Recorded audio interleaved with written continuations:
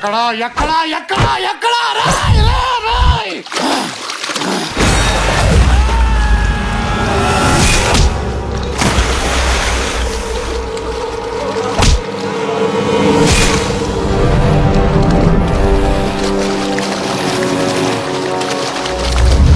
బతకండి బతకండి అంటే వినలేదు కదరా.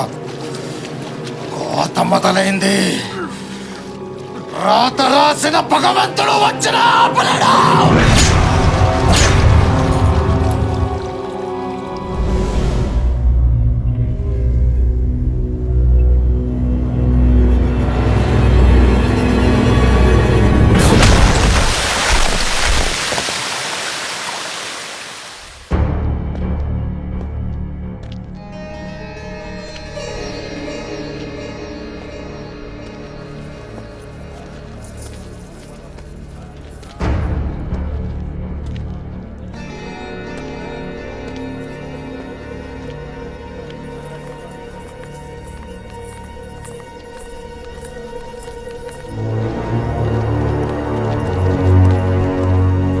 బాబు, వాళ్ళు చంపారని మీరేం దిగులు పడద్దు.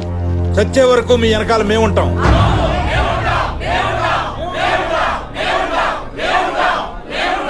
ఈ సమస్య నాది. దీంతో మీకు ఎటువంటి సంబంధం లేదు. ఇప్పటి వరకు ఈ సమస్యని ఒకలాగా చూశాను. ఇప్పుడు ఇంకోలా చూడబోతున్నారు.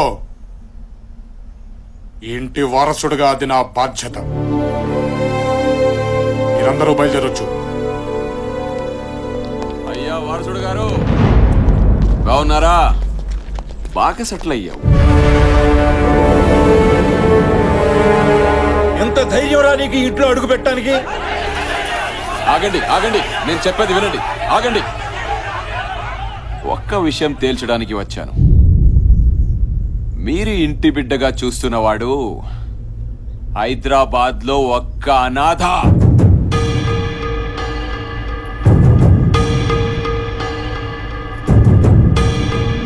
అనాథని ఇంటి పెద్ద అయినా దత్తతకి తీసుకొచ్చాడు. ఇవిగో ఫోటోస్. సొంత బిడ్డని ఎవరన్నా దత్తతకి తీసుకుంటారా? చెప్పరా, నువ్వు ఇంటి వారసుడువా? చెప్పరా. చైతి,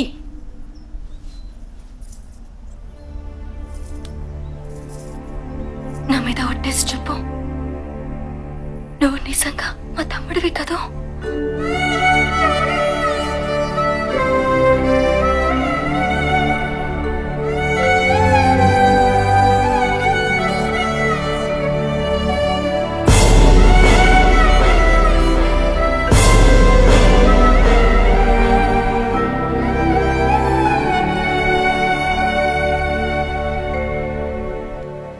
అమ్మా, ఇప్పుడు పట్టుకోవచ్చా?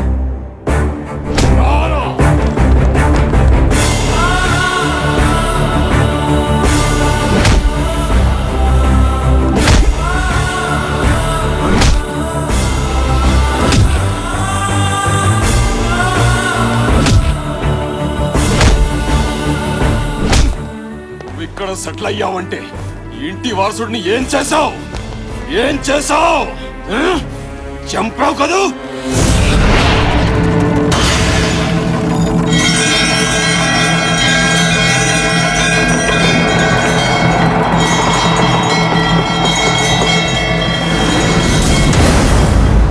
చెప్పరా, చంపావు కదూ?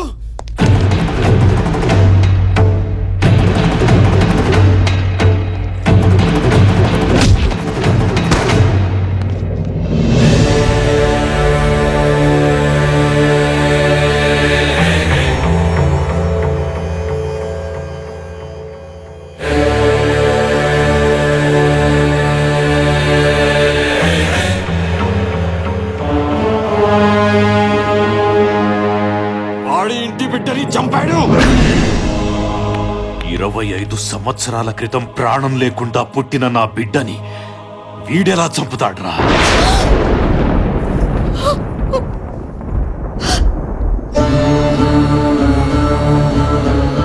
జనం కోసం, ఈ ఇంటి కోసం వాడు బతికే ఉన్నాడు, వస్తాడు అని అబద్ధం చెప్పాను. బిడ్డ చనిపోయినప్పుడే సగం చచ్చాను. శత్రువు క్షమాభిక్ష పెట్టినప్పుడు పూర్తిగా చచ్చిపోయాను. వీరుడిగా 25 ఏళ్ల తర్వాత వస్తాడన్న నీ కొడుకు రావాలి. వాడిని నరికి నీ చేతి తలకొరివి పెట్టిస్తా.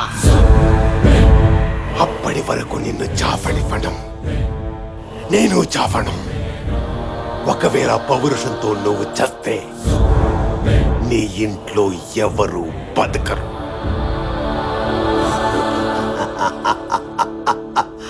పో.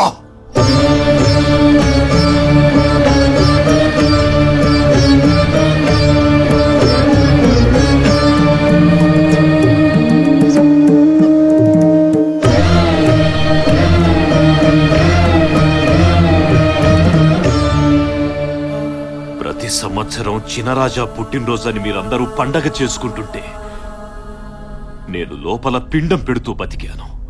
దేవుడు ఏదో ఒక రూపంలో వస్తాడన్న నమ్మకంతో అబద్ధం చెప్పాను. దేవుడే వచ్చాడు. వారసత్వ లక్షణం రక్తం నుంచి కాదురా, మంచి చెయ్యాలన్న తత్వం నుంచి వస్తుంది. నీ రక్తం కాకపోవటం ఏంటల్లుడు, వాడు నీ బిడ్డనయ్యా.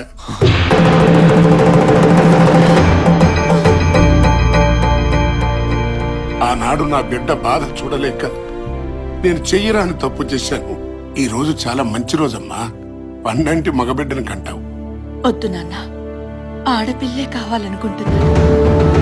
ఈ గొడవల వల్ల ఏం మిగిలింది నాన్న? ఆయనొక్కడు తప్ప. రేపేదైనా జరగరాంది జరిగితే ఏదో ఓ రోజు ఈ బిడ్డని కూడా రక్తపు ముద్దలా నా కళ్ళ ముందు పెడతారు. కన్న తల్లిగానే భరించలేను.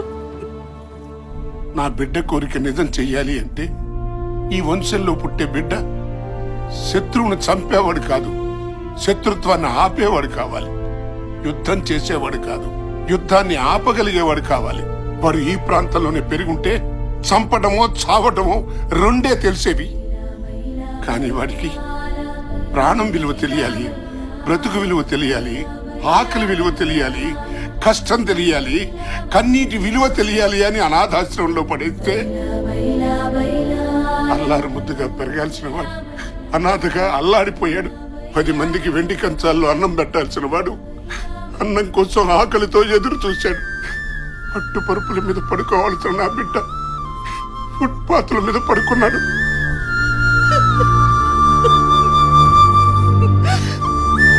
ఇవన్నీ చూసి గుండె పగిలేలా ఏడ్చాను. మానవ మాతృడెవడు నువ్వు పడ్డ కష్టాలు పడలేడురా.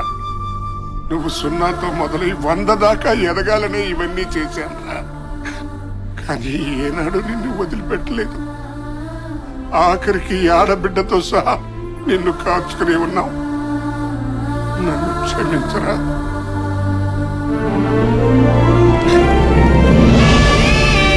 నన్ను క్షమించరా మనవడా, క్షమించు.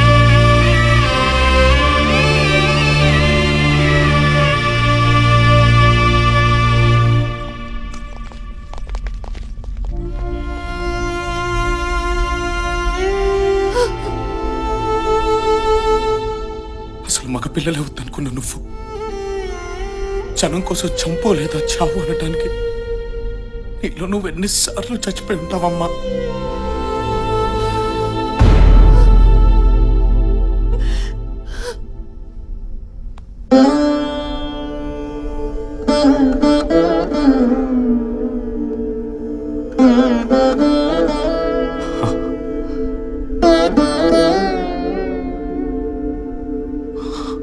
నీ తల్లి ఆశయం నుండి పుట్టిన వాడివి.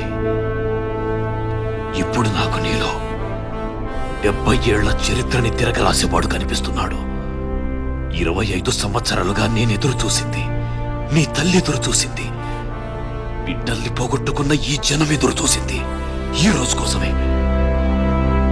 నీకు నచ్చేది, జనం మెచ్చేది చెయ్యి.